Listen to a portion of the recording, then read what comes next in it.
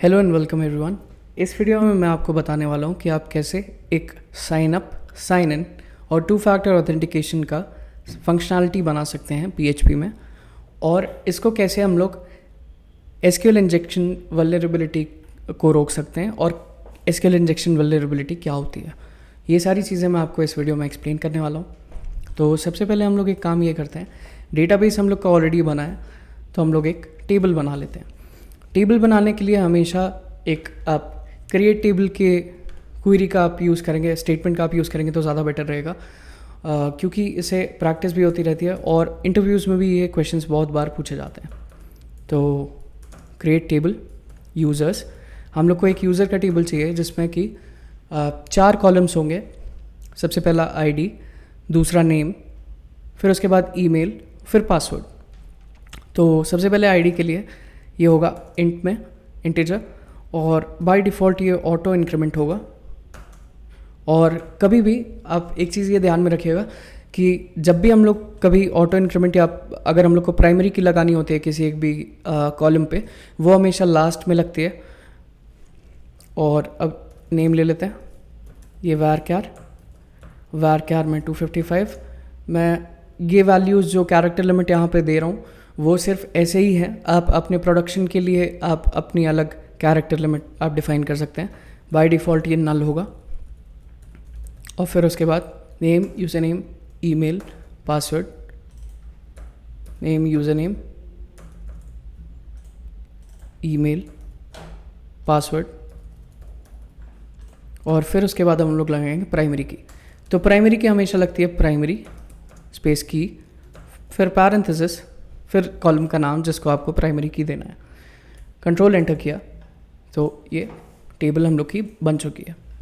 अब हम लोग को क्या करना है कि अब हम लोग कुछ पेजेस बना लेंगे जो कि इम्पॉर्टेंट हैं इस काम में। तो सबसे पहले होगा connect.php। connect.php रिस्पॉन्सिबल होगा हमारा कनेक्शन MySQL कनेक्शन होल्ड करने के लिए। तो MySQLi_connect जो कि लेता है 4 पैरामीटर्स। सबसे पहला होता है उसका सर्वर का एड्रेस, फिर उसके बाद यूज़र नेम, यूज़र का पासवर्ड, और फिर उसके बाद डेटाबेस का नाम। तो डेटाबेस का नाम लोकल है तो इसको हम लोग ले लेते हैं, ठीक है। और फिर अब हम लोग को कुछ पेजेस और लगेंगे, login.php, register.php, फिर dashboard.php। ये एक ऑप्शनल पेज है पर आपको चाहिए तो आप बना सकते हैं। verify_otp.php। अब हम लोग क्या करेंगे कि इस फाइल को सारी फाइल्स में हम लोग इंक्लूड कर देंगे, include_once, फिर उसके बाद connect.php। ये कर दिया, सारी फाइल्स में अब connect.php आ गया। तो अब हम लोग को क्या करना है कि connect.php में एक और चीज़ हम लोग करेंगे जो कि होगी सेशंस के लिए बहुत ज़्यादा इंपॉर्टेंट। वो हम लोग बाद में करेंगे जब हम लोग सेशंस इम्प्लीमेंट करेंगे। तो रजिस्ट्रेशन पेज सबसे पहले हम लोग अपना बना लेते हैं, और हम लोग एक हेडर फुटर की एक कॉमन फाइल भी बना लेते हैं जिसमें कि सिर्फ CSS होगा। या तो हम लोग सिर्फ अगर हम लोग को CSS चाहिए तो हम लोग एक काम और ये कर सकते हैं कि गेट बूटस्ट्रैप पे जाएंगे, डॉक्यूमेंट में जाएंगे, डॉक्यूमेंटेशन में इसका सिर्फ लिंक टैग कॉपी करेंगे और फिर इसमें बस इसको पेस्ट कर देंगे। तो अब ये क्या होगा कि ये सारे पेजेस पे ये ऑटोमेटिकली इंक्लूड हो जाएगा। अब जैसे यहाँ login.php है तो यहाँ पे बूटस्ट्रैप लग चुका है क्योंकि इसका मार्जिन और पैडिंग दोनों 0 है। तो अभी हम लोग को क्या करना है कि सबसे पहले हम लोग को रजिस्ट्रेशन पेज बनाना है। तो रजिस्ट्रेशन पेज बनाएंगे जब, तो उसमें हम लोग को ये करना पड़ेगा कि हमारे एक और चीज़ होगी कि हमारे जितने भी पेजेस होंगे उनके जितने भी जो भी कार्ड्स होंगे वो सारे सेंटर में होंगे। तो हम लोग एक डिव को सेंटर में करेंगे, डिव क्लास कार्ड,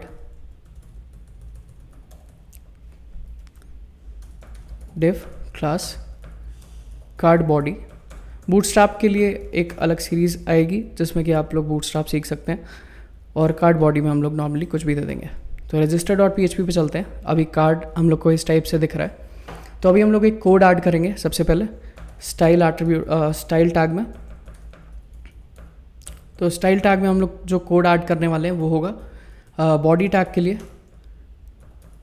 तो बॉडी, और फिर अब इसमें हम लोग लिखेंगे डिस्प्ले फ्लेक्स, क्योंकि हम लोग फ्लेक्स बॉक्स का यूज़ करने वाले हैं। जस्टिफाई कंटेंट सेंटर, फिर अलाइन आइटम्स सेंटर। ये भी क्वेश्चन बहुत बार इंटरव्यू में पूछा जाता है कि डिव को आप सेंटर कैसे कर सकते हैं, एज वेल एज वो रिस्पॉन्सिव भी होना चाहिए। तो अभी ये रिस्पॉन्सिव नहीं है, तो रिस्पॉन्सिवनेस के लिए हम लोग क्या करेंगे कि एक लाइन का कोड आता है वो जो कि हम लोग को इसमें डालना पड़ता है, ये है वो व्यू पोर्ट। तो विड्थ इसकी जो होगी वो डिवाइस के विड्थ के अकॉर्डिंग वो सेट करेगा, और जो इनिशियल स्केल होगा वो 1.0 का होगा।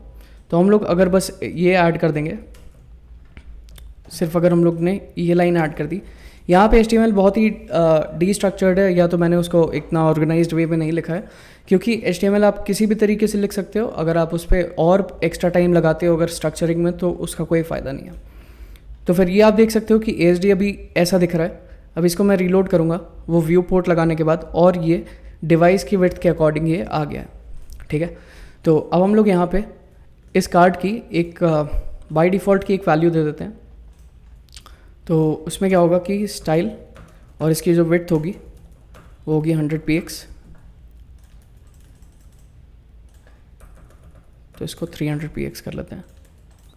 तो ये हम लोग का यहाँ पे होगा रजिस्ट्रेशन फॉर्म, ठीक है। और कुछ टैग्स ऐसे भी हैं जिनको हम लोग को मार्जिन और पैडिंग एकदम ज़ीरो देनी है।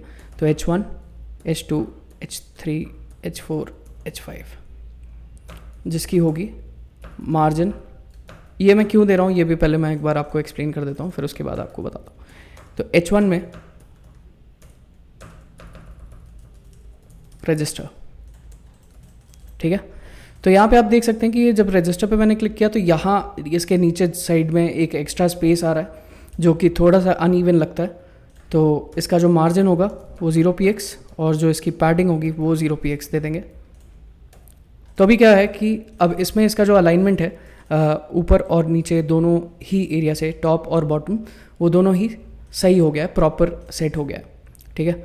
तो हम लोग रजिस्टर पेज पे इसको, इसके जितने भी टेक्स्ट हैं, अभी इसको पहले सबसे पहले H4 में कर लेते हैं और एक फॉर्म बना लेते हैं।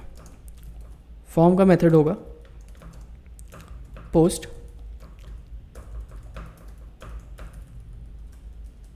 फॉर्म बना लिया। अब फिर इसमें हमारे पास कुछ फील्ड्स होंगी। फॉर्म ग्रुप, पहले एक फील्ड बना लेते हैं, फिर उसके बाद कॉपी पेस्ट।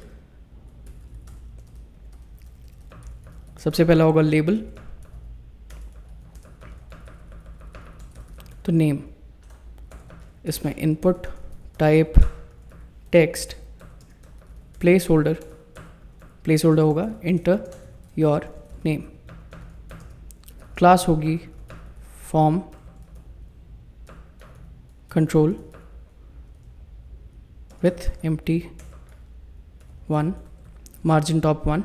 फिर इसको हम लोग कर लेंगे कॉपी पेस्ट। तो नेम, यूज़र नेम, ईमेल और पासवर्ड। तो नेम, यूज़र नेम, ईमेल और पासवर्ड। पासवर्ड में इसका टाइप पासवर्ड होगा। इन सब के नेम सेट कर देते हैं।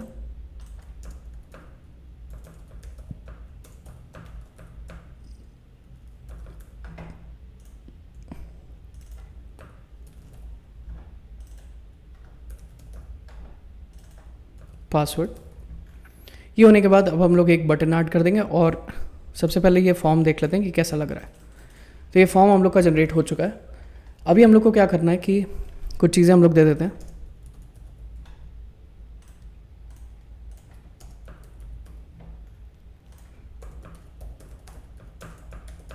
एक बटन जो कि बूटस्ट्रैप का होगा,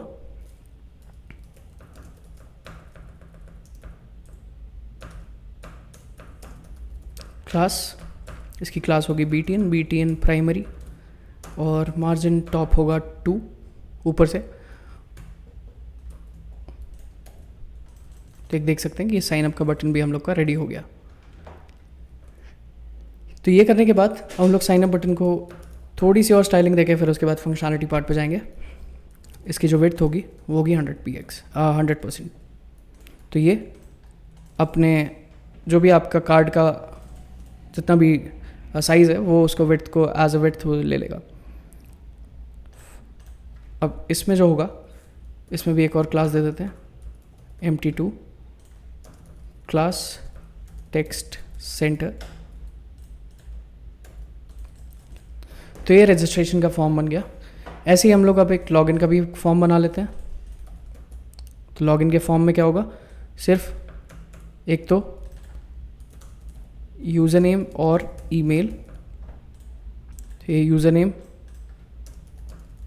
और ईमेल और एक पासवर्ड की एक फील्ड होगी। लॉगिन, तो ये लॉगिन का पेज बन गया।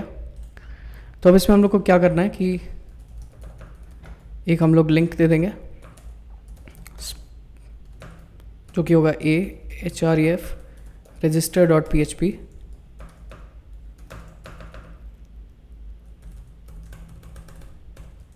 तो इसमें होगा एक डिव में इसको ले लेंगे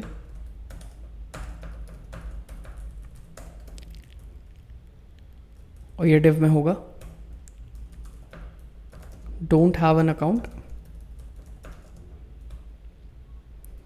तो sign up.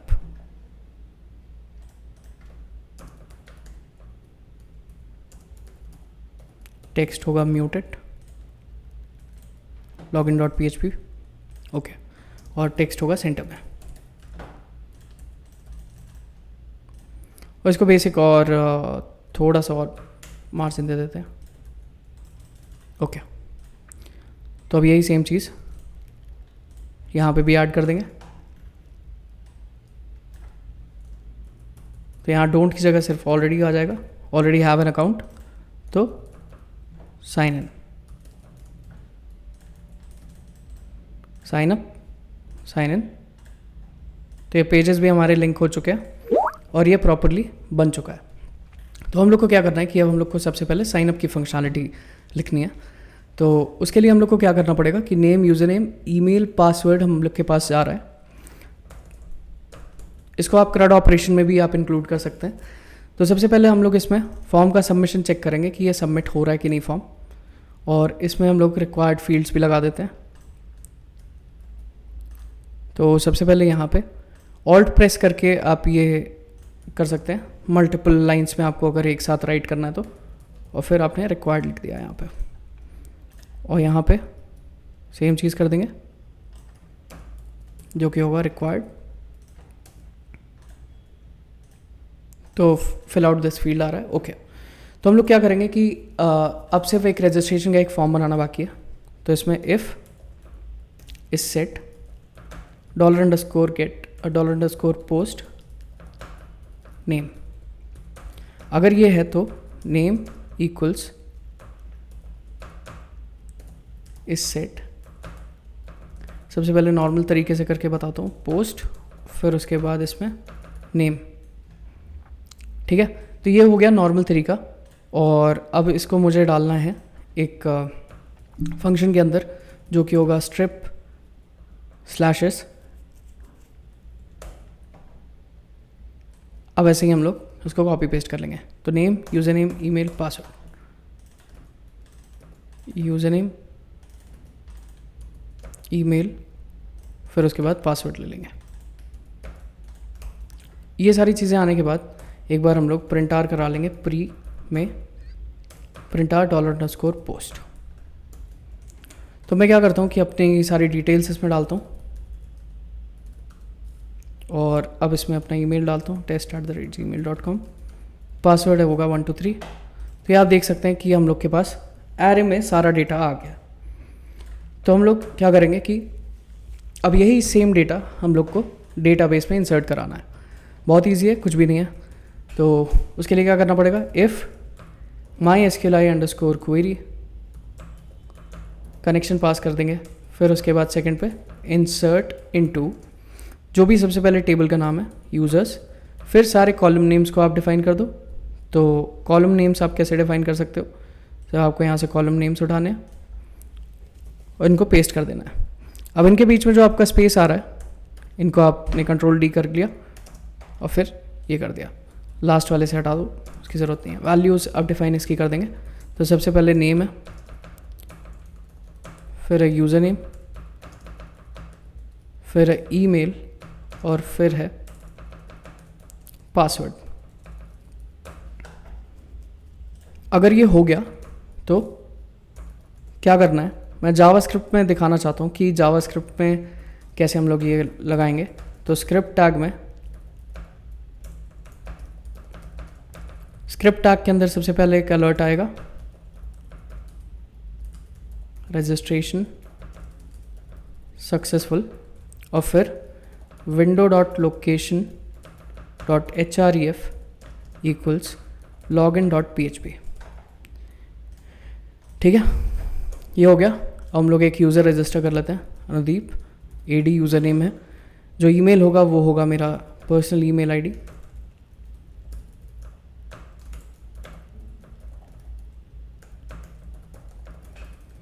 Personal email ID इसमें डालने के बाद हम लोग इसमें एक पासवर्ड डाल देते हैं। हो गया। तो अब साइन अप पे मैंने क्लिक कर दिया, यहाँ पे मेरे पास एक अलर्ट आ गया कि रजिस्ट्रेशन सक्सेसफुल। तो ओके हम लोग कर देंगे। ये ओके करने के बाद लॉगिन के पेज पे आ गया। जब तक आप ओके पे क्लिक नहीं करेंगे तब तक वो लॉगिन के पेज पे नहीं जाएगा। हम लोग एक बार डेटाबेस चेक कर लेते हैं।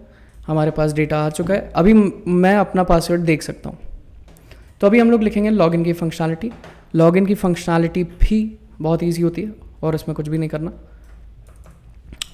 तो सिर्फ हम लोग ने डेटा यहाँ पे गेट किया है, उसको एक बार इंसर्ट करा दिया और अगर इंसर्ट हो गया तो रजिस्ट्रेशन सक्सेसफुल कर दिया।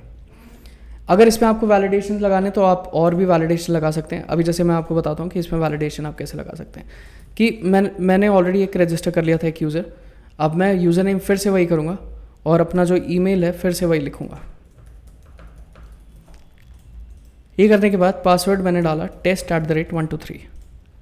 रजिस्ट्रेशन सक्सेसफुल हो गया और जबकि मेरे पास डुप्लीकेट वैल्यूज़ आ गई। ठीक है, तो अब इसके लिए हम लोग क्या कर सकते हैं कि इसके लिए हम लोग वैलिडेशन लगा सकते हैं। तो वैलिडेशन लगाने के इसमें कई तरीके होते हैं। या तो आप डायरेक्टली आप PHP से कर सकते हैं, या तो आप जावास्क्रिप्ट से भी कर सकते हैं, लेकिन उसके लिए आपको API फाइल्स बनानी पड़ेंगी। तो आप मेरा पहला वीडियो देख सकते हैं कि आपको API कैसे बनानी है। तो सबसे पहले हम लोग चेक कर लेंगे कि कितने नंबर ऑफ़ यूज़र्स हैं इस पर्टिकुलर पेज में, इस पर्टिकुलर डेटाबेस में। तो वो चेक करने के लिए गेट यूज़र्स इक्वल्स mysqli_num_rows। ये करने के बाद mysqli_query, इसमें होगा कनेक्शन सबसे पहले पास। फिर सेकंड पैरामीटर पे होगा select asterisk from users where user name equals user name. तो सबसे पहले तो ये यूज़र नेम का हम लोग ने चेक कर लिया। ठीक है, अब गेट यूज़र्स या चेक यूज़र नेम अवेलेबिलिटी। ठीक है, अब इसमें चेक ईमेल अवेलेबिलिटी। तो यहाँ पे बस इसको ईमेल कर देंगे और यहाँ पे भी इसको ईमेल कर देंगे। अब अगर चेक ये वाले वेरिएबल में और ये वाले वेरिएबल में अगर ये 0 है तो ही रजिस्टर होना चाहिए equals 0 and check user name availability. ये नंबर ऑफ़ रोज़ जो आनी चाहिए वो 0 आनी चाहिए, तभी ये इफ़ कंडीशन चलनी चाहिए, नहीं तो नहीं चलनी चाहिए। एल्स में क्या होगा कि एल्स में हम लोग का डेटा आएगा कि क्या एग्जैक्टली अवेलेबल नहीं है। ठीक है, तो हम लोग यहाँ पे चेक स्ट्रिंग में एक एम्प्टी ये दे देंगे। ठीक है, अब इसमें हम लोग को क्या करना है कि स्क्रिप्ट टैग एक लिखना है और स्क्रिप्ट में एक अलर्ट देना है, सिर्फ एक अलर्ट, क्योंकि हम लोग को पेज को रीलोड नहीं कराना है। और यहाँ पे अब कई लोगों को ये चीज़ नहीं पता होती है कि हम लोग जावास्क्रिप्ट में भी PHP पास कर सकते हैं। तो वो कैसे पास करते हैं, अब जैसे अलर्ट है लेकिन इसका जो डेटा आएगा वो PHP से आएगा। तो PHP ये मैंने इसमें यहीं पे शुरू कर दिया। पहले तो इसको हैंगिंग ब्रेसेस में दिया है कि पहले PHP क्लोज कर दिया, फिर PHP ओपन कर दिया और एल्स के अंदर किया ही है। तो आप इसमें कोई भी HTML का डेटा या HTML का कंटेंट आप इसमें इजीली लिख सकते हो। तो ये एक चीज़ हो गई। और एको चेक स्ट्रिंग, ये हो गया, ठीक है। अब चेक स्ट्रिंग की क्या वैलिडेशन होगी कि if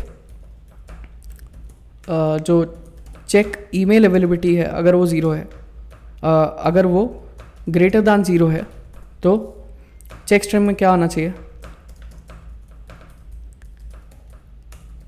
email is not available, ठीक है।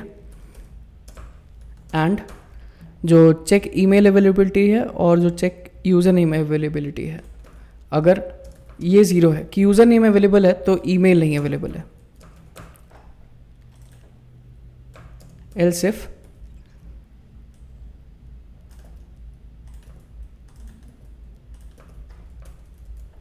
यही सेम चीज़ इसमें होगी। तो इसमें user name else,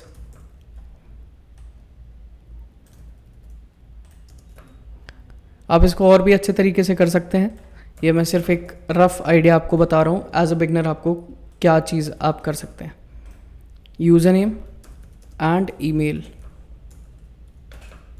is not available, ठीक है। तो एक बार हम लोग देख लेते हैं कि email is not available, user name is not available आ रहा है कि नहीं आ रहा है, ठीक है। ये करने के बाद नेम में कुछ भी डाल दिया, फिर यूज़र नेम में ईडी डाला, titanofcode@gmail.com और test@123 मेरा पासवर्ड। साइन अप पे क्लिक किया, user name and email is not available, तो ओके कर दिया। तो अब इसमें एक और चीज़ हम लोग कर सकते हैं, ये कि अगर इसमें, ये मैं आपको ये सारी टेक्निक्स इसलिए बता रहा हूँ कि आपको आगे चल के इसमें हेल्पफुल हो। तो $PHP if is set $_post, अगर कोई भी डेटा है जो कि सेट है तो एको वैल्यू इक्वल्स, इसमें क्या होगा, $_post और जो भी उसकी वैल्यू है, ये हो गया। तो अब इसका नाम है यूज़र नेम, तो ये यूज़र नेम कर दिया। इसका नाम है ईमेल, तो इसको ईमेल कर दिया। पासवर्ड लेके इसको पासवर्ड कर दिया। रीलोड किया, हमारे पास ये आ रहा है, ओके पे क्लिक किया, तो हमारा सारा डेटा इसमें प्री फिल्ड आपको मिलेगा अगर आप इसको रिफ्रेश ऐसे करते हैं। तो अब AD2 कर दिया मैंने, तो ईमेल ही सिर्फ नहीं अवेलेबल है, तो अब ईमेल में भी चेंज कर दिया, तो रजिस्ट्रेशन सक्सेसफुल हो गया। तो ये था सर्वर साइड वैलिडेशन जो कि आप लगा सकते हैं। और हमेशा सर्वर साइड वैलिडेशन लगाना इंपॉर्टेंट होता है, क्योंकि क्लाइंट साइड वैलिडेशन को ईजिली कोई भी जावास्क्रिप्ट डिसेबल करके या तो इसका यहाँ पे रिक्वायर्ड फील्ड हटा के वो सारी चीज़ें वो कर सकता है।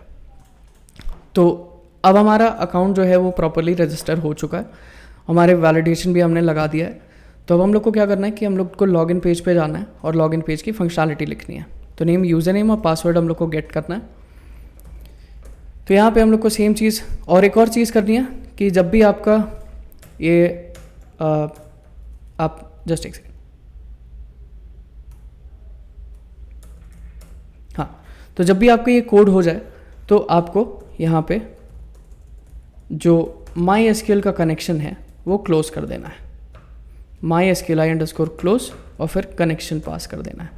तो इससे एक फ़ायदा ये होगा कि जब भी एक कनेक्शन क्रिएट होता है तो आपके SQL सर्वर पे या जो भी आपका डेटाबेस सर्वर है उस पर वो डेटा लेके जाता तो है, लेकिन फिर वो कनेक्शन एज ए ओपन ही रखता है। और जब मैं अगर पेज रीलोड करूँगा तो एक और कनेक्शन रिक्वेस्ट जाएगी जो कि आपको लोकल होस्ट में या कहीं पे भी वैसे तो पता नहीं चलेगा कि ये कनेक्शन रिक्वेस्ट गई या मतलब कि अभी भी ये कनेक्शन एक्टिव है, लेकिन वो सर्वर पे लोड बहुत ज़्यादा पड़ता है।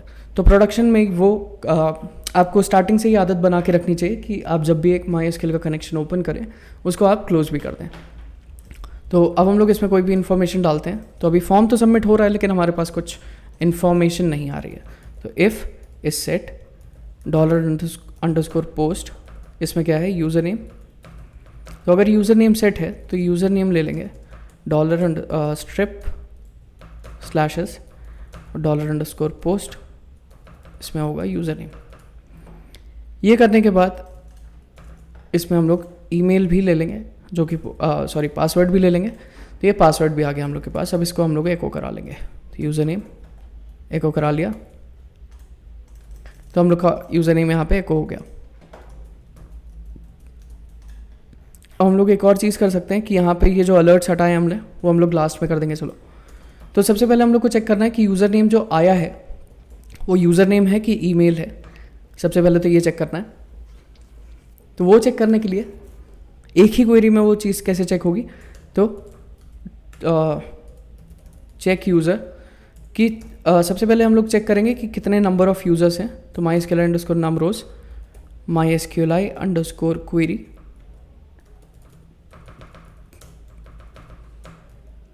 इसमें सबसे पहले कनेक्शन पास करेंगे। कनेक्शन पास करने के बाद हम लोग लिखेंगे क्वेरी। तो select asterisk from users where user name equals to user name और ईमेल इक्वल्स यूज़र नेम, क्योंकि हम लोग को दोनों ही चीज़ें चेक करनी है। ठीक है, तो अब यहाँ पे अगर हम लोग को ये चीज़ मिलती है, अब यहाँ पे हम लोग एक एरर का भी एक फ्लैग ले लेंगे जिसको हम लोग रख देंगे एम्प्टी। और ये फ्लैग्स क्यों लिए जाते हैं ये भी मैं आपको एक्सप्लेन करता हूँ। तो सबसे पहले अगर इसमें जो यूज़र है इफ़ चेक यूज़र इक्वल्स 0 है तो क्या होगा, नो यूज़र और ईमेल फाउंड या नो यूज़र फाउंड। ठीक है, एल्स, अब ये एल्स ब्लॉक में जाएगा। तो इसमें क्या होगा, एक सेकेंड इसको हटा देता हूँ क्योंकि अभी एक वल्नरेबिलिटी भी आपको दिखानी है।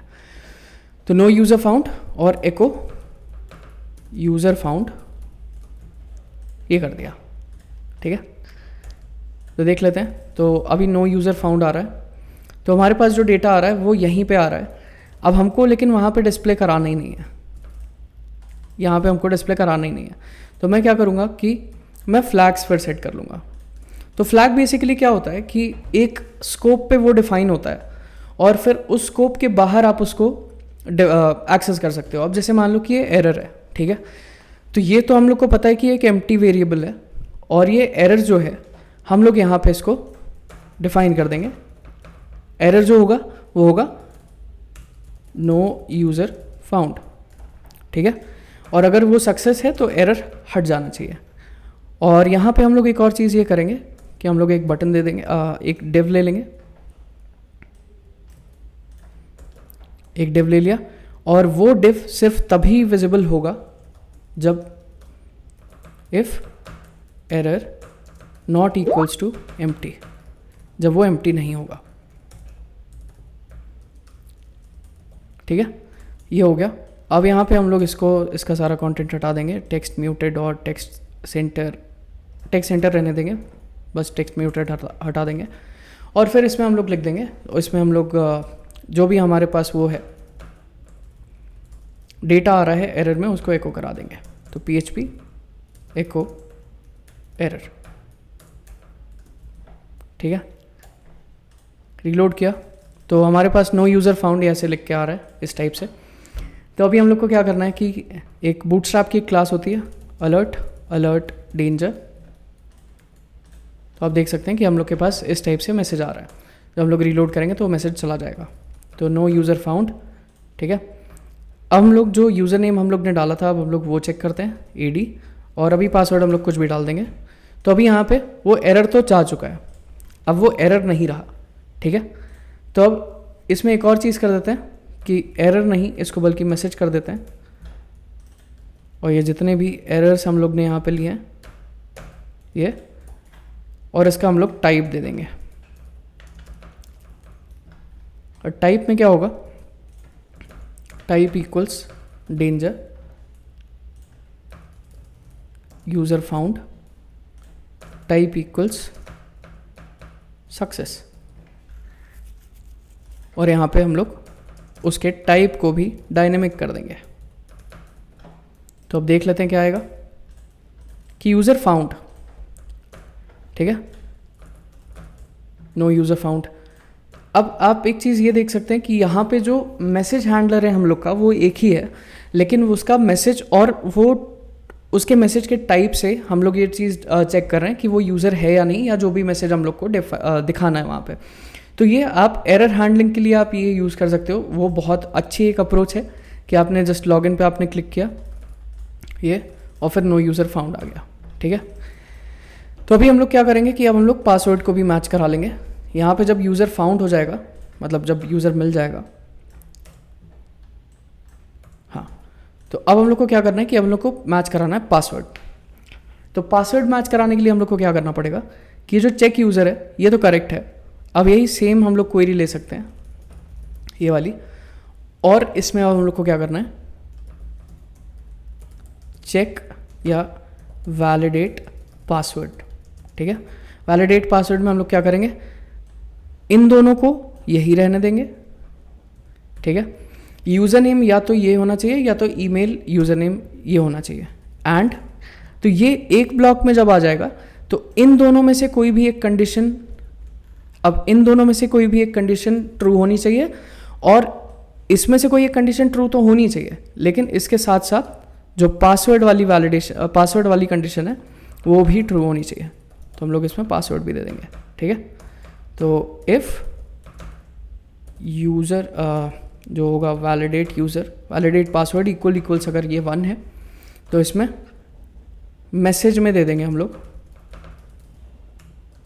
लॉगिन करेक्ट, और एल्स मैसेज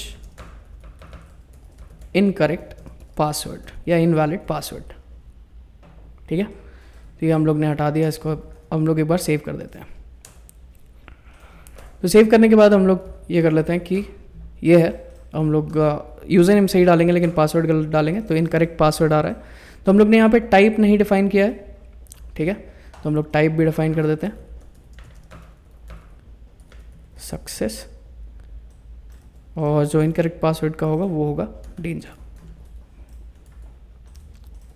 तो इनकरेक्ट पासवर्ड ये आ रहा है, तो कोई यूज़र ही इसको नहीं मिला, और जब यूज़र भी मिल रहा है और जो पासवर्ड है वो भी अगर सही है तो भी इनकरेक्ट आएगा, क्योंकि यहाँ पे हम लोग के पास 2 यूज़र्स हैं सेम यूज़र नेम के। तो एक हम लोग हटा देते हैं, रीलोड करते हैं तो लॉगिन करेक्ट आ रहा है। ठीक है, रीलोड किया लेकिन फॉर्म को रीसबमिट किया। तो जब लॉगिन करेक्ट होगा तो हम लोग को एक ईमेल भेजना है, या पहले सबसे पहले एक OTP जनरेट करनी है। तो OTP आप कैसे जनरेट कर सकते हो, ठीक है, वो अब मैं बताता हूँ कि यहाँ पे हम लोग अब यूज़ करेंगे सेशंस का। तो अब सेशंस कैसे यूज़ करते हैं, एग्जैक्टली सेशंस क्या होते हैं और क्या पैरामीटर्स हैं जो कि आपको सेशन के लिए ध्यान में रखने हैं।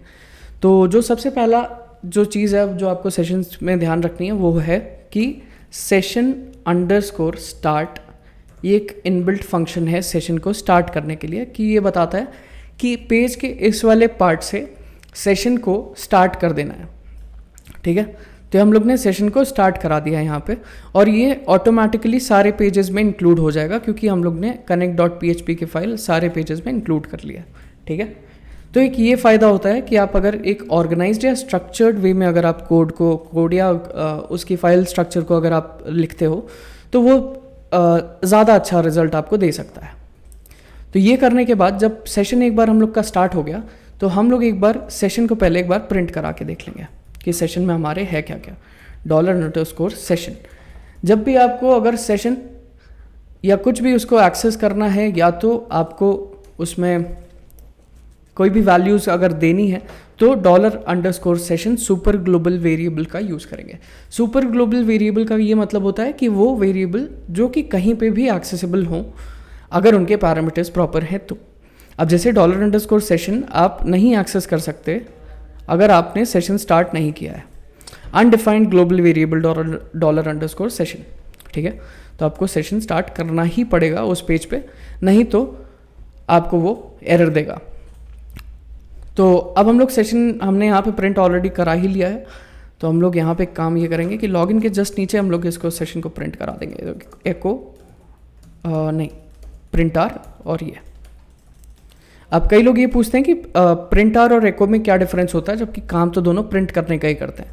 तो एको सिर्फ स्ट्रिंग्स को प्रिंट कर सकता है, लेकिन प्रिंट आर स्ट्रिंग और एरे दोनों को प्रिंट करने के लिए केपेबल होता है।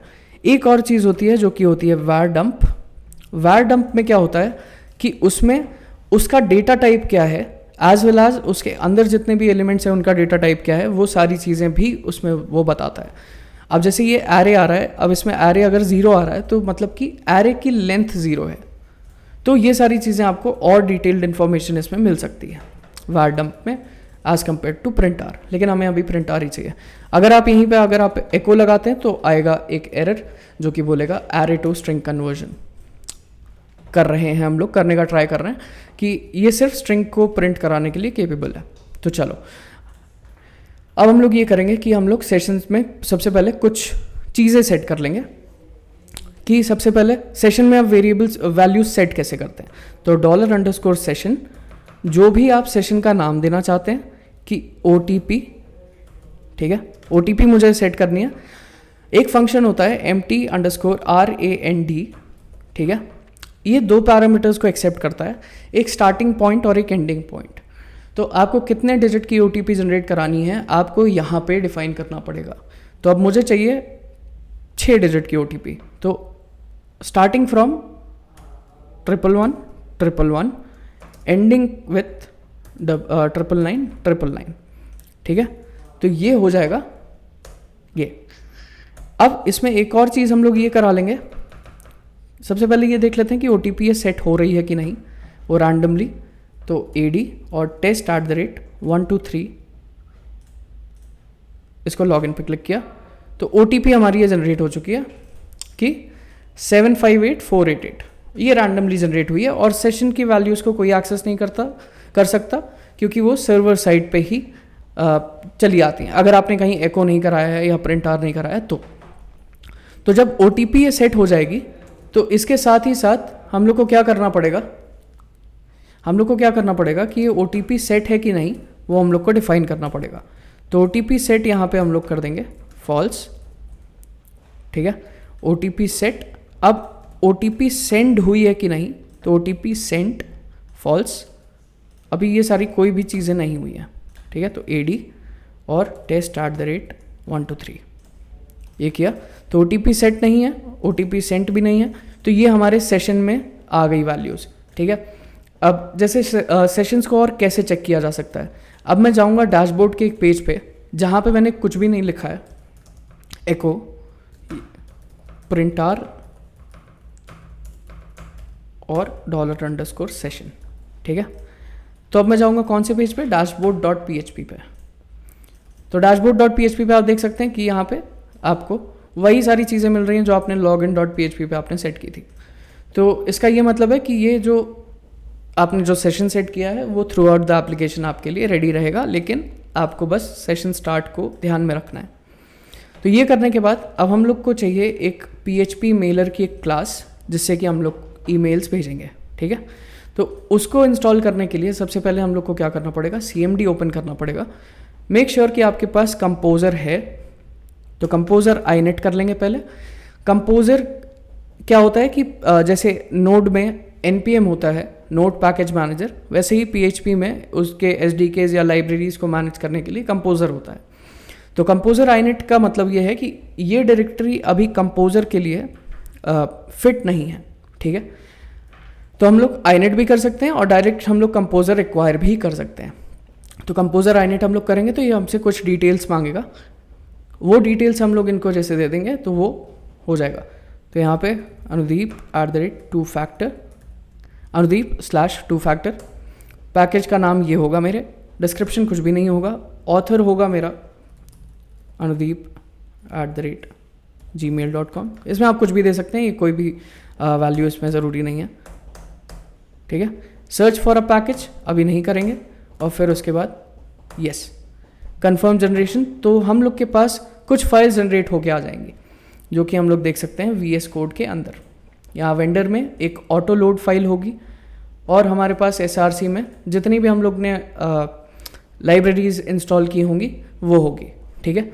तो मेल सेंड करने के लिए जो सबसे अच्छी लाइब्रेरी है, ऑटो लोड फाइल को पहले बंद कर देते हैं, हाँ। तो मेल सेंड करने के लिए जो सबसे अच्छी लाइब्रेरी है वो है PHP मेलर। तो PHP मेलर को अपने इस कंपोज़र inet वाली डायरेक्टरी में इंस्टॉल करने के लिए कंपोज़र रिक्वायर, फिर PHP मेलर की क्लास, उसका जो लाइब्रेरी है उसका नाम क्या है वो वहाँ पे वो किस टाइप से डिनोट की जाती है, तो PHP Mailer slash PHP Mailer, इसको कर देंगे हम लोग एंटर। और अब ये पैकेज को करेगा सर्च और उसको डाउनलोड, composer.json को अपडेट और फिर सारी फाइल्स को डाउनलोड कर लेगा। तो अब जब हम लोग SRC का एक सेकेंड, तो अब जब हम लोग एक बार वेंडर का फोल्डर देखेंगे तो हम लोग के वेंडर के फोल्डर में PHP मेलर का एक फोल्डर मिलेगा जिसके अंदर सारी फाइल्स होंगी, ये SRC और फिर ये सारी चीज़ें, ठीक है। तो आप इनको भी ये चीज़ ऐसे इंक्लूड कर सकते हो PHP मेलर। अब PHP मेलर को इंक्लूड करने के लिए आपको इसमें एक, मेरे पास एक ऑलरेडी एक फंक्शन है, आपके पास एक तो ये तरीका है और जो दूसरा तरीका है वो होगा कि आपके पास अगर PHP मेलर की ऑलरेडी क्लास पड़ी है तो वो भी आप इसमें डायरेक्टली लगा सकते हो। तो मेरे पास एक ये है PHP मेलर की जो क्लास पड़ी हुई है, तो मैं इसमें क्या करूँगा कि मैं वापस से एक नया वो खोल लेता हूँ और फिर इसमें जाऊँगा 2 फैक्टर और फिर यहाँ पे मैंने SMTP के फोल्डर के अंदर इसको सेव कर दूँगा, SMTP। ये सिर्फ मैंने आपको जो कंपोजर का आपको एग्जांपल दिया वो सिर्फ एक एग्जांपल था कि आप कैसे उसको ले आ सकते हैं, ठीक है। तो ये class.php मेलर को हम लोग को इंक्लूड कर लेना है, तो ये भी हम लोग connect.php में ही इंक्लूड कर लेंगे, जिससे कि जस्ट एक सेकेंड, हाँ, तो इंक्लूड अंडरस्कोर वंस होगा SMTP फोल्डर के अंदर, SMTP फोल्डर के अंदर class.php मेलर डॉट ये, ठीक है। ये करने के बाद क्या होगा कि PHP मेलर की क्लास आपको इंक्लूडेड मिल जाएगी। अब इसमें कुछ प्रॉब्लम आ रही है तो देख लेते हैं कि क्या प्रॉब्लम है। नो सच फाइल और डायरेक्टरी, तो यहाँ पे class.php मेलर हम लोग ने डाला है, तो ये SMTP फोल्डर के अंदर है, तो हम लोग को वो भी डिफाइन करना पड़ेगा। अब ये एरर जा चुका है, तो हम लोग को क्या करना है कि अब हम लोग को PHP मेलर का बेसिक कोड हम लोग को देखना है। तो PHP मेलर का कोड एग्जाम्पल आप सर्च कर सकते हैं कहीं से भी, मेरे पास कोड ऑलरेडी पड़ा हुआ है, तो ये PHP मेलर का कोड होगा बेसिक सा, ये वाला। तो हम लोग को जो चाहिए जहाँ से, वो सिर्फ इतना पार्ट चाहिए और इतना पार्ट कॉपी करके हम लोग इसका एक फंक्शन बना लेंगे connect.php में। तो connect.php में एक फंक्शन जो बनाएंगे वो होगा फंक्शन सेंड ईमेल, और फिर सेंड ईमेल के अंदर ये सारी चीज़ें और इनको फॉर्मेट कर लेंगे, ठीक है। तो अब हम लोग को क्या करना है कि अब हम लोग को अपने गूगल अकाउंट में जाना है, तो myaccount.google.com इस पे आपको जाना है। इस पे जाने के बाद आपको 2 फैक्टर ऑथेंटिकेशन सबसे पहले अपने अकाउंट में आपको ऑन करना पड़ेगा। 2 फैक्टर ऑथेंटिकेशन मेरा ऑलरेडी ऑन है, तो अब मुझे क्या करना है, ऐप पासवर्ड को इनेबल करना है। इसमें पहले लेस सिक्योर ऐप्स करके एक ऑप्शन होता था, लेकिन अब वो डेप्रिकेट हो चुका है और गूगल ने उसको रिमूव कर दिया है। तो अब हम लोग यूज़ करेंगे ऐप पासवर्ड्स।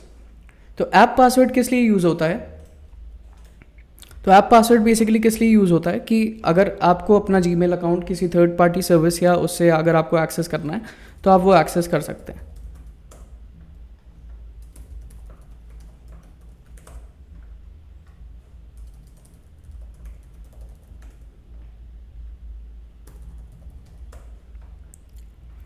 ओके, तो ये साइन इन हो चुका है।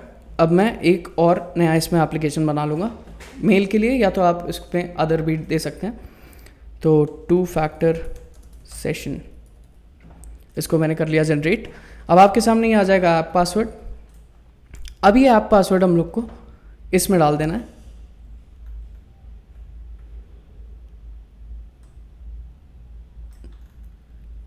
ओके, इसमें ये वाला कोड नहीं है जो मुझे चाहिए था, तो मैं काम ये करूँगा कि सबसे पहले इस ऐप पासवर्ड को पेस्ट कर दूँगा और फिर जाऊँगा अपने एक एग्जिस्टिंग प्रोजेक्ट में, और इस एग्जिस्टिंग प्रोजेक्ट में एक फ़ाइल है main.php।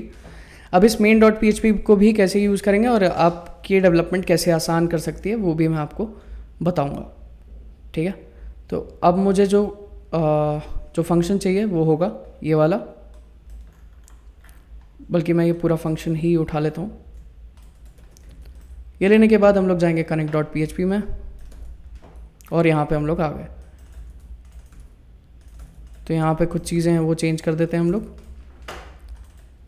तो अब यहाँ पे मेरा ये ऑलरेडी लगा हुआ है smtp@gmail.com और ये अब बस इसका जो ऐप पासवर्ड होगा वो जो हम लोग ने कॉपी किया था ये वाला, उसको हम लोग यहाँ पे पेस्ट कर देंगे। ये हो गया पेस्ट। अब ये सारी SMTP की डिटेल्स हम लोग के पास ऑलरेडी वो है, ठीक। तो हम लोग सेंड ईमेल के फंक्शन को अब कॉल करेंगे। इसको हम लोग हटा देते हैं। सब्जेक्ट फ्रॉम नेम ईमेल, किस ईमेल पे भेजना है और जो उसका कंटेंट होगा। तो सेंड ईमेल पे क्या करेंगे हम लोग, सबसे पहले इस पे आ जाएंगे, इसको रिमूव कर देते हैं, अब इसका कोई काम नहीं है। तो हम लोग को ये करना है कि अब सबसे पहले कि यहाँ जब भी लॉगिन हो जाए तो यहाँ पे OTP सेंड इसको कर देना है इफ़ सेंड ईमेल। और सेंड ईमेल में क्या आएगा, सबसे पहले पैरामीटर क्या है हम लोग का, पहले मैं main.php को बंद कर देता हूँ। और सेंड ईमेल में जो सबसे पहला पैरामीटर है वो है सब्जेक्ट फ्रॉम नेम ईमेल और कंटेंट। तो सब्जेक्ट में ये होगा लॉगिन OTP AD वेबसाइट या 2 फैक्टर सेशन, ठीक है। तो ये हमारा सब्जेक्ट हो गया। अब इसमें क्या होगा कि इसमें जो हम लोग फ्रॉम नेम, जिस नेम से हम लोग भेजना चाहते हैं, तो ये हम लोग कुछ भी डाल सकते हैं। तो 2 फैक्टर डाल देते हैं। फिर ईमेल की किस ईमेल पे भेजना है, तो वो तो हमारे पास है ही नहीं। तो अब एक और चीज़ हम लोग को ये नहीं पता चलती कि ये इसमें ईमेल है या पासवर्ड है। तो उसके लिए हम लोग एक चीज़ ये कर सकते हैं कि mysqli_query को इसको यहाँ पे नम रोज़ कर दिया, ठीक है। ये करने के बाद जब नम रोज़ हो गया तो इसमें एक और चीज़ लगा देंगे, जो कि इसको पहले एक बार ये करा देते हैं अभी के लिए। और प्रिंट आर mysqli_fetch_assoc और ये हम लोग ने वैलिडेट पासवर्ड को पास कर दिया, ठीक है।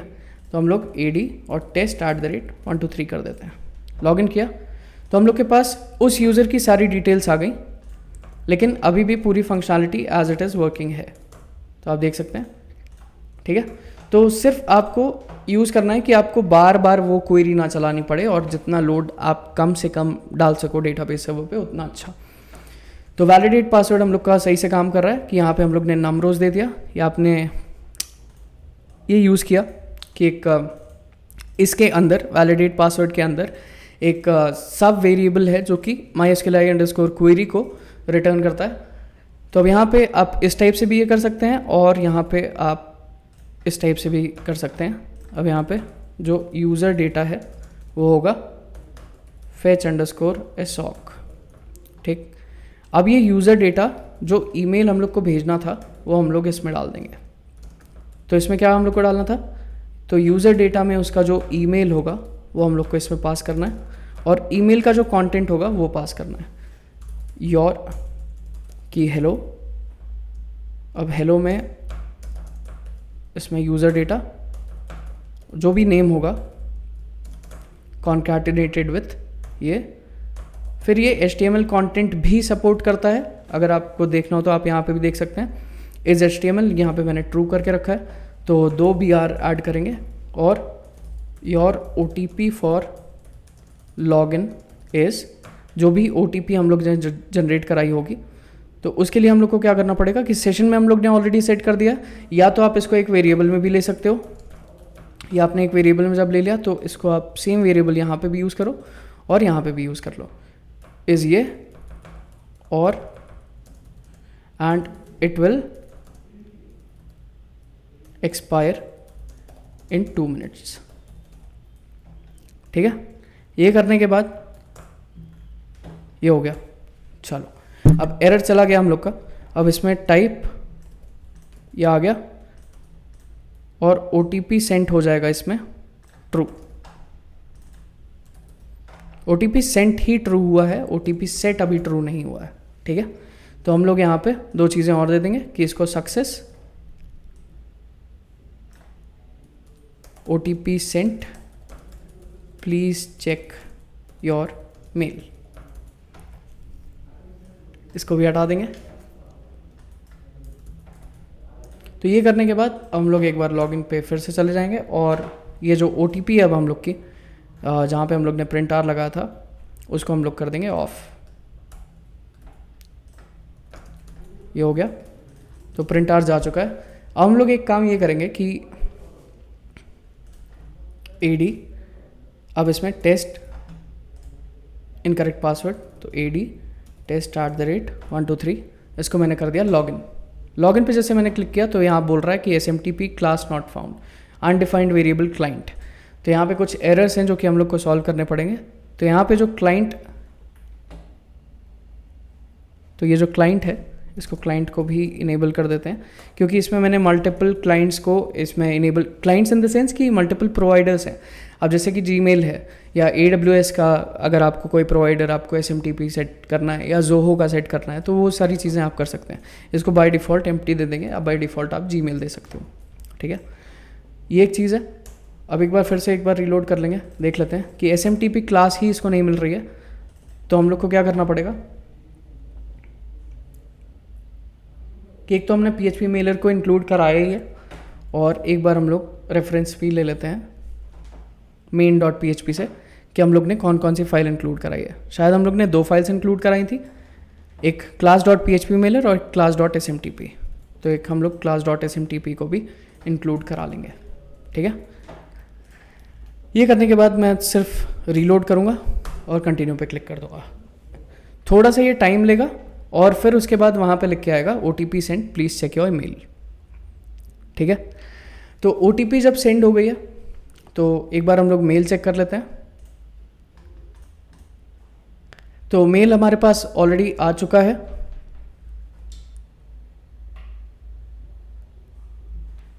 तो मेल हमारे पास ऑलरेडी आ चुका है, hello Anudeep, your OTP for login is 525060। ठीक है, अब लॉगिन पे क्लिक हम लोग करते हैं। तो यहाँ पे ऐसा नहीं होना चाहिए। अब हम लोग एक बार डैशबोर्ड पे जाते हैं। डैशबोर्ड पे जाके देखते हैं कि डेटा है क्या हमारे पास एक्चुअली। तो OTP है 525060 जो हमारे ईमेल पे भी आई है। ठीक है, और OTP सेट अभी फॉल्स है, OTP सेंट ट्रू है। ठीक है, तो हम लोग अब कुछ वैलिडेशंस लगा लेते हैं सेशन में, जो कि होंगी सेशन के login.php पे लगेगी कि इफ़, अब सेशन में जो वैल्यूज़ हैं उनको चेक कैसे करेंगे।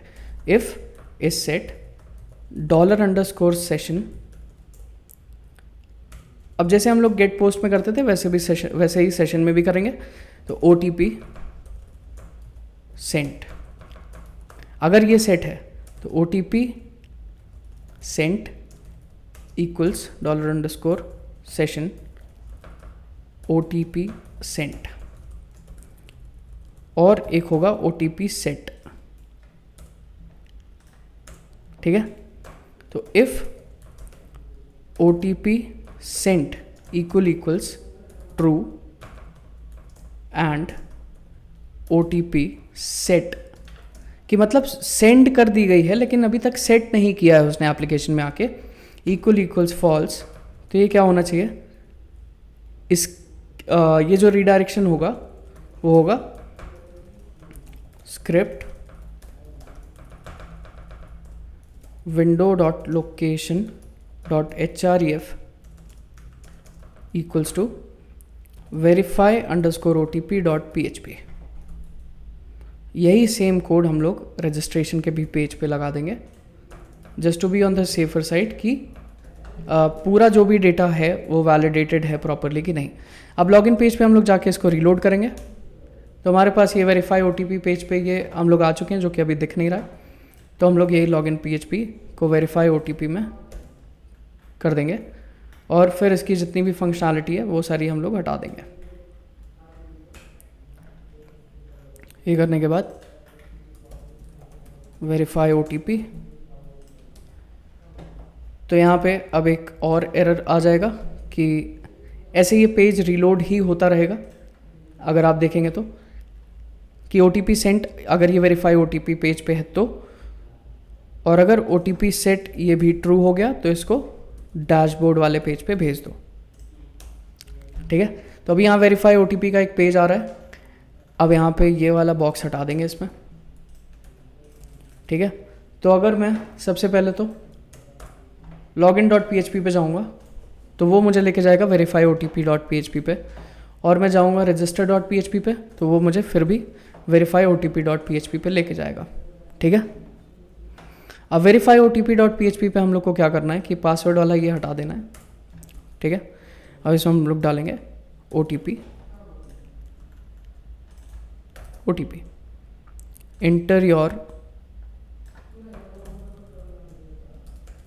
इंटर OTP रिसीव्ड, ठीक है। ये करने के बाद अब एक बार हम लोग इसको पेज को रीलोड कर लेंगे और इंटर OTP रिसीव्ड, और यहाँ बटन का नाम होगा वैलिडेट OTP, ठीक है। तो अब हम लोग को क्या करना है कि हमारे पास अब हम लोग वेरीफाई OTP वाले पेज पे लॉक हो गए, ठीक है, कि अभी तक हम लोग ने कुछ भी OTP सेट नहीं किया है। तो जो 2 फैक्टर ऑथेंटिकेशन में मेनली लोग इसलिए कंफ्यूज हो जाते हैं कि उनको लगता है कि हम लोग मेल से कैसे हम लोग चेक कराएंगे। तो आप लोग मेल से नहीं चेक करा रहे हो, आप लोग ने लॉगिन के टाइम पे क्या किया था कि आपने एक पहले रैंडम नंबर की OTP एक जनरेट कराई और फिर उसके बाद उसको भेज दिया, सेंड ईमेल कर दिया, और फिर उसको रीडायरेक्ट करा दिया आपके साइड पे कि आपको कहाँ पे OTP चाहिए एग्जैक्टली, और मतलब वो सर वेरीफाई OTP वाले पेज पे लेता गया। तो अब उसको वो ईमेल की जो OTP उसको रिसीव हुई है वो सिर्फ ये चेक करने के लिए कि हाँ ये यूज़र, इसका ईमेल ये है titanofcode@gmail.com, और जब भी ये यूज़र जब भी लॉगिन करेगा और अगर इसका 2 फैक्टर ऑथेंटिकेशन इनेबल्ड है तो क्या होना चाहिए, इस ईमेल पे एक OTP जानी चाहिए, और वो OTP सिर्फ जो उसके पास एक्सेस है ईमेल का, वो है कि नहीं ये वेरीफाई करने के लिए हम लोग चेक कराते हैं, ठीक है। तो अब हम लोग एक काम ये करते हैं कि यहाँ पे डैशबोर्ड पेज भी खोल लेते हैं, क्योंकि डैशबोर्ड पेज पे मैंने OTP को प्रिंट कराया है। तो dashboard.php ये खुल चुका है। तो यहाँ पे OTP हमारी ये है, ये हम लोग को पता चल रहा है। तो मेल एक्सेस नहीं भी है फिर भी हम लोग इसको देख सकते हैं, तो वो वैसा नहीं होना चाहिए। तो डैशबोर्ड एक्सेस ही नहीं होना चाहिए जब तक हम लोग OTP सेट ना कर दें, ठीक है। तो हम लोग यहाँ पे भी एक चीज़ ये लगा देंगे कि OTP सेट, अगर सेंट है और ये सेट नहीं है तो ये जाना चाहिए वेरीफाई OTP वाले PHP पे वाले पेज पे। अब इस पेज को मैं कर दूंगा इसको रीलोड पे क्लिक करते ही वेरीफाई OTP वाले पेज पे आ जाएगा। तो अब ये पेज हर जगह से लॉकआउट हो चुका है। अब डैशबोर्ड पे मैं जाऊँ या मैं जाऊँ लॉगिन पे या मैं चला जाऊँ रजिस्टर पे, ये सारे पेजेस पे मुझे सिर्फ एक वेरीफाई OTP वाले पेज पे लेके जा रहा है। तो मैं वेरीफाई OTP वाले पेज पे आ गया। अब आपको सिर्फ और सिर्फ यहाँ पे ये करना है कि अगर OTP सेंट भी है और सेट भी है तो आपको उसको dashboard.php वाले पेज पे लेके चले जाना है, ठीक है। तो वेरीफाई OTP वाले पेज पे हम लोग वैलिडेशन कैसे लगाएंगे, बस ये OTP अब यहाँ पे चेक करा लेंगे। इफ़ $_ is set $_ OTP, ये जो OTP है अब इसको हम लोग ले लेंगे $_ फिर OTP। अब हम लोग इसको कराएंगे मैच। इफ़ OTP इक्वल्स $_ और इसके अंदर जो OTP है उससे, तो अगर ये दोनों मैच करता है तो टाइप क्या होगा, सक्सेस होगा, क्योंकि हमारा अभी भी एरर और सक्सेस हैंडलिंग अभी भी इन्हीं 2 वेरिएबल्स पे चल रही है। तो यहाँ पे जो भी मैसेज होगा उसको हम लोग कर देंगे OTP या OTP इज करेक्ट या लॉग्ड इन सक्सेसफुली, एल्स क्या आना चाहिए, इनवैलिड OTP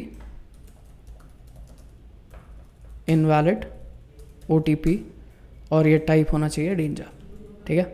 तो चलो अब एक बार हम लोग चेक कर लेते हैं कि OTP अब हम लोग कुछ भी डाल देंगे, इनवैलिड OTP आ रहा है, इसमें टाइप शायद सेट नहीं हो पाया प्रॉपरली।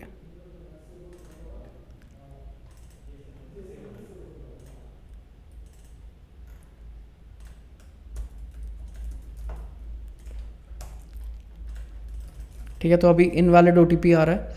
हम लोग जो OTP आएगा हम लोग के पास, उसको हम लोग एक बार पेस्ट करके देखते हैं, वैलिडेट OTP, तो लॉग्ड इन सक्सेसफुली आ रहा है, ठीक है। तो यहाँ तो या तो हमने टाइप को प्रॉपर, ओके, हमने डबल इक्वल्स यूज़ कर लिया, वो नहीं यूज़ करना, क्योंकि double equal to comparison operator है और single equal to assignment operator है। इसको रीलोड करते हैं, अब देखते हैं लॉग्ड इन सक्सेसफुली, और हमारा इनवैलिड OTP आ रहा है, ठीक है। तो अब हमारा जो OTP गया है वो कहीं भी स्टोर नहीं होता है, सिर्फ सेशन में स्टोर होता है और सेशन को नहीं हैक कर सकते लॉग्ड इन सक्सेसफुली, क्योंकि वो सर्वर साइड पे ही रह जाता है। तो लॉग्ड इन सक्सेसफुली होने के बाद यहाँ पे जो सेशन में जो वैल्यू है क्या होनी चाहिए, $_session, तो OTP सेट इक्वल्स ट्रू, ठीक है। तो अगर वो फॉल्स नहीं है तो क्या होगा, तो वो डैशबोर्ड वाले पेज पे लेके चला जाएगा। तो यहाँ पे हम लोग जाते हैं, वैलिडेट OTP किया, लॉग्ड इन सक्सेसफुली, अब इसको एक बार रीलोड करेंगे तो डैशबोर्ड वाले पेज पे हम लोग आ गए। अब मैं अगर लॉगिन वाले पेज पे जाऊँगा तो लॉगिन वाला पेज भी दिखेगा, क्योंकि हम लोग ने OTP सेट और दोनों के लिए वैलिडेशन कोई लगाया ही नहीं है। तो यहाँ पे एक ये है एल्स इफ, कि अगर ये दोनों चीज़ें ही अगर ट्रू होंगी अगर, तो कहाँ लेके जाना चाहिए, dashboard.php पे। तो हम लोग को सिर्फ इतना ब्लॉक और जगह ऐड करना है, register.php में भी, dashboard.php में कुछ भी नहीं करना है। हाँ, अगर ये भी फॉल्स है और ये भी फॉल्स है तो login.php पे आना चाहिए, और वेरीफाई OTP पे भी सेम ही चीज़ हम लोग, वेरीफाई OTP पे हम लोग को कुछ नहीं लगाना। अगर ऑलरेडी सेट है कि OTP सेट और ये अगर 0 है, दोनों फॉल्स, और ये भी अगर फॉल्स है तो login.php पे जाना चाहिए। तो अब login.php पे जाएंगे तो डैशबोर्ड पे लेके जाएगा, और register.php पे जाएंगे तो डैशबोर्ड पे लेके जाएगा। फिर उसके बाद अगर हम लोग वेरीफाई OTP पे जाएंगे तो वो भी डैशबोर्ड पे लेके आएगा। अब डैशबोर्ड पे हम लोग क्या करते हैं कि लॉगआउट का एक बटन बना देते हैं और लॉगआउट पेज एक बना देते हैं, ठीक है। तो अब इसमें एक सेकेंड, तो logout.php, इसमें भी $_session, या इंक्लूड कर लेते हैं, पहले इंक्लूड कर लिया तो सारे ही कुछ आ जाएगा, connect.php, ठीक है। इंक्लूड करने के बाद अगर इफ इस सेट $_session, अगर इसमें OTP है तो सेशन अंडरस्कोर डिस्ट्रॉय कर देंगे, और फिर उसके बाद इसको कर देंगे रीडायरेक्ट, या तो इसको हटा भी सकते हैं, इसको इतना बड़ा कोड लिखने की कोई ज़रूरत नहीं है, सेशन अंडरस्कोर स्टार्ट, और फिर उसके बाद सेशन डिस्ट्रॉय करने के बाद हेडर लोकेशन, PHP में ऐसे आप रीडायरेक्ट करा सकते हैं। हेडर लोकेशन क्या होनी चाहिए, login.php, ठीक है। तो अभी हम लोग एक लॉगआउट बटन भी बनाएंगे डैशबोर्ड पे।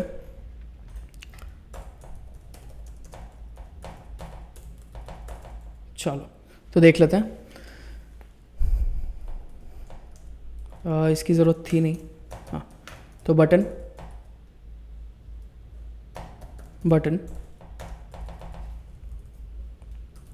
लॉगआउट क्लास btn डेंजर, और इसको बटन की जगह इसको A टैग कर देते हैं, और इसको एक href दे देते हैं logout.php का, प्रिंटर को हटा देते हैं।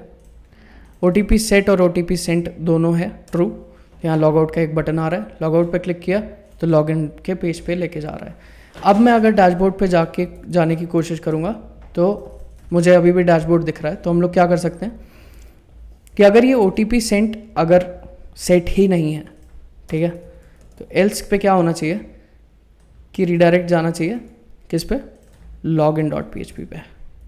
अब डैशबोर्ड पे गया तो लॉगिन पे मुझे रीडायरेक्ट कर देगा, अगर मैं अब वेरीफाई OTP पे जाऊँगा तो वेरीफाई OTP पे हम लोग का क्या वो होना चाहिए कि OTP जो सेंट है अगर वो हो तो ठीक है, नहीं तो ये यही सेम डैशबोर्ड वाली कंडीशन इसमें भी लग जाएगी।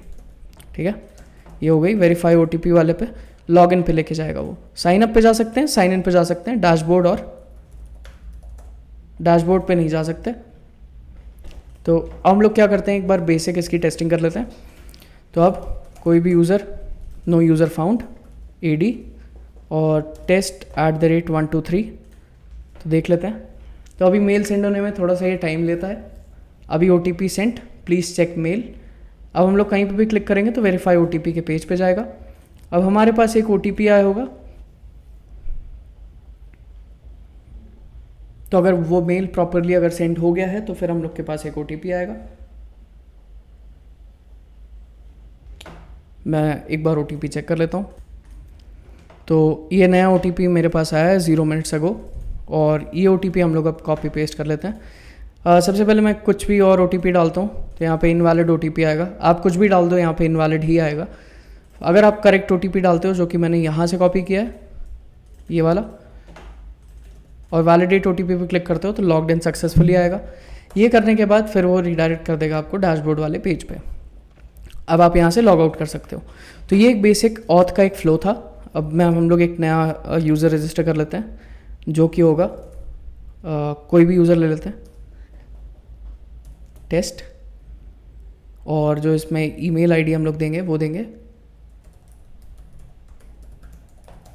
ये करने के बाद हम लोग पासवर्ड दे देंगे 123। साइन अप कर दिया, रजिस्ट्रेशन हो गया सक्सेसफुल। हम लोग एक बार डेटाबेस में भी चेक कर लेते हैं कि डेटा आ गया कि नहीं आया। तो ये आ गया। हम लोग क्या करेंगे कि rolsrit@gmail.com से साइन इन करने की कोशिश करेंगे और 123 पासवर्ड डालेंगे। लॉगिन पे जैसे हम लोग ने क्लिक किया तो इसमें आएगा कि मेल ये सेंड करने का ट्राई कर रहा है और वेरीफाई OTP वाले पेज पे आ जाएगा। ठीक है, तो वेरीफाई OTP वाले पेज पे आने के बाद हम लोग एक बार मेल चेक कर लेंगे। एक सेकेंड। तो जैसा कि आप देख सकते हैं कि ये मेरा दूसरा मेल अकाउंट है, जो कि है rolsrit@gmail.com, और ये OTP मेरे पास आ चुका है। यहाँ पे मेरे ही ईमेल आईडी से अलग नाम से OTP आ चुका है। अब मैं इसको OTP को डाल देता हूँ, या कुछ गलत OTP डालता हूँ तो इनवैलिड OTP अब कर देते हैं वैलिडेट। तो ये वैलिडेट हो गया, लॉग्ड इन सक्सेसफुली। ठीक है, ये करने के बाद अब हम लोग क्या कर सकते हैं कि एक बार लॉग आउट करते हैं, और मैं आपको उस SQL इंजेक्शन की वल्नरेबिलिटी के बारे में बताता हूँ कि आप कैसे किसी भी यूज़र से आप लॉग इन कर सकते हैं। ठीक है, मतलब वो कभी बताएगा ही नहीं कि वो यूज़र का पासवर्ड गलत है। अभी मैंने कुछ भी इसमें डाल दिया तो अभी इनकरेक्ट पासवर्ड आ रहा है, तो AD। अब मैं इसमें एक स्पेशल स्ट्रिंग डालूंगा,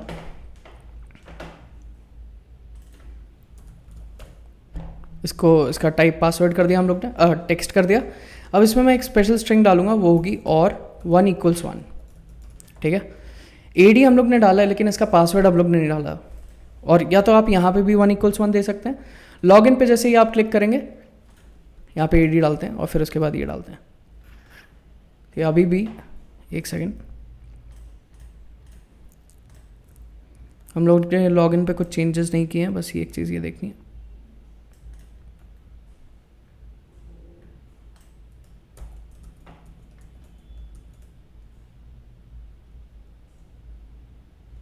ओके,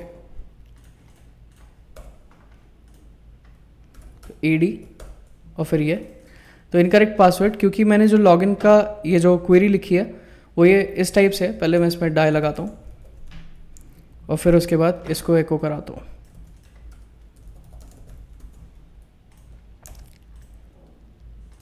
तो ये 1 आ गया,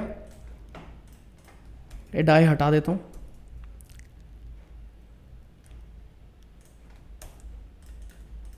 ठीक है, तो ये 1 आ रहा है, मतलब कि हम लोग को यूज़र मिल चुका है।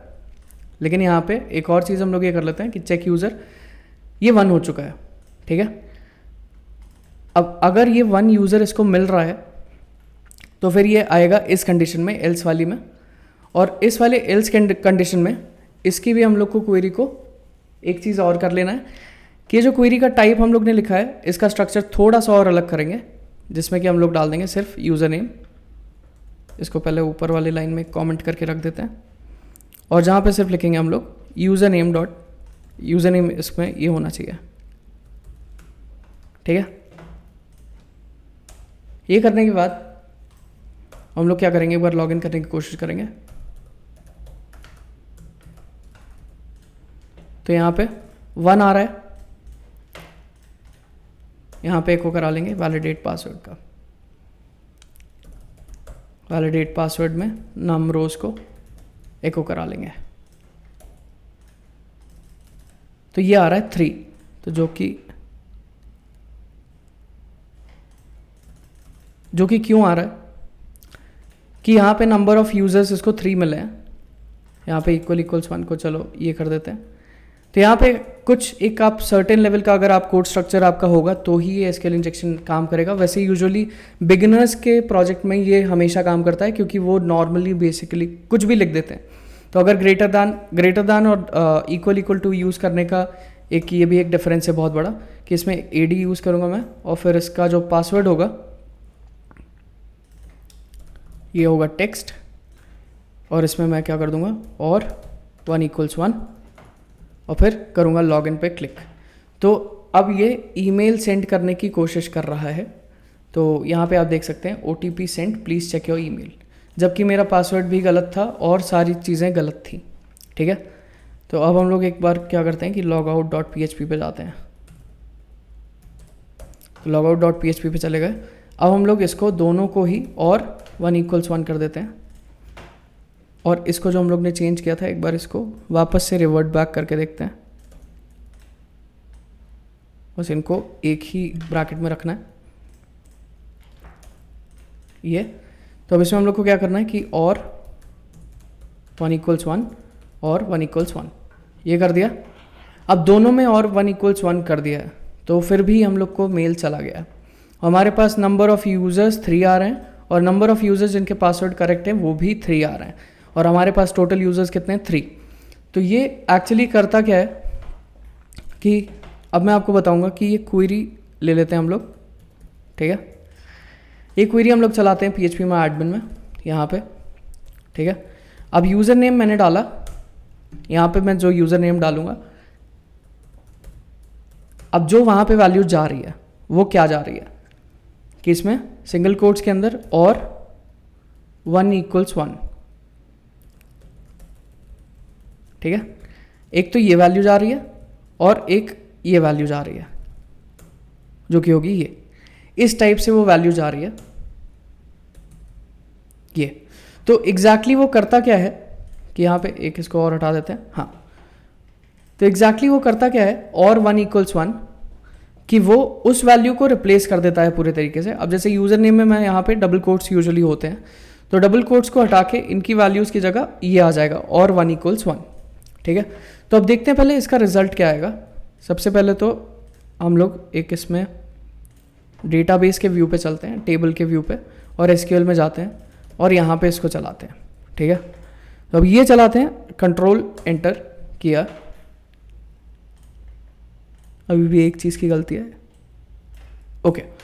तो अब जैसे मान लो कि ये ईमेल लिया, ठीक है, और हम लोग ने ईमेल की जगह यहाँ पे डाल दिया, या यूज़र नेम की जगह डाल दिया कि जो हमारा यूज़र नेम था AD, तो क्या होगा, हमारा AD वाला यूज़र नेम आ जाएगा।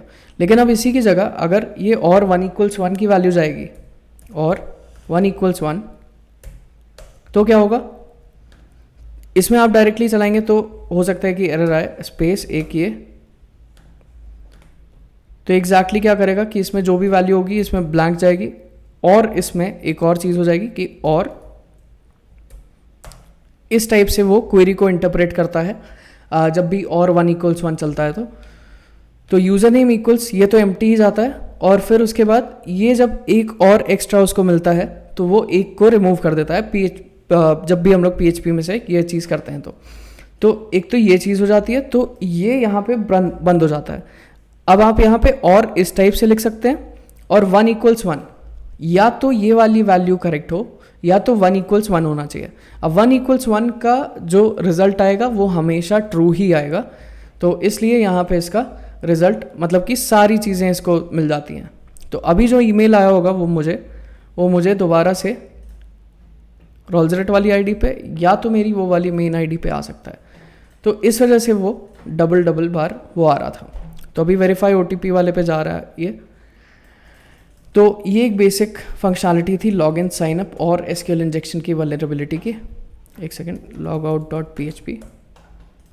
तो ये फंक्शनलिटी थी। अगर आपको इसका कोड चाहिए तो आप कमेंट कर सकते हैं, मैं आपको कोड इसका दे दूंगा।